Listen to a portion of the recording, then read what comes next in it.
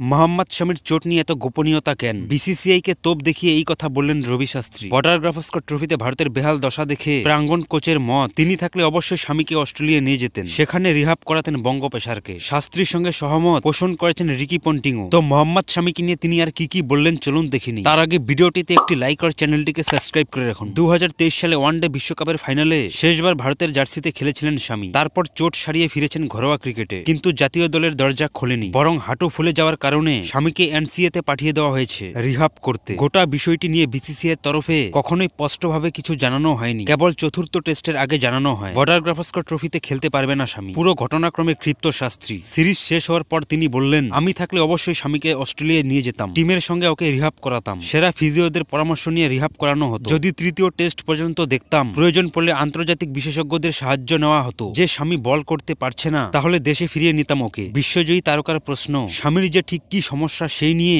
BCCI এত রাগঢাক করছে কেন? শাস্ত্রীর সঙ্গে একমত বিশ্বজয়ী ওজি অধিনায়ক রিকি পন্টিংও। তার কথায়, শামি যদি পুরোপুরি ঠিক না হয় তাহলেও দিনে কয়েক ওভার বল করে দিত। ব্যাকআপ হিসেবে তো নীতিশ রেড্ডি ছিলই, শামির করা ওই কয়েকটা ওভারই সিরিজে তফাৎ গড়ে দিতে পারত। সিরিজের শেষ দিন জসপ্রীত বুমরা ক্লান্ত হয়ে পড়েছিল, শামি থাকলে বুমরাকেও সাহায্য করতে পারত। পয়েন্টিং এর মতে, শামি বুমরা সিরিজে থাকলে ভারত একেবারে অন্যভাবে ধরা দিতে পারত বর্ডার গাভাস্কর ট্রফিতে। শামির অভিজ্ঞতা থেকেই উপকৃত হতো টিম ইন্ডিয়া।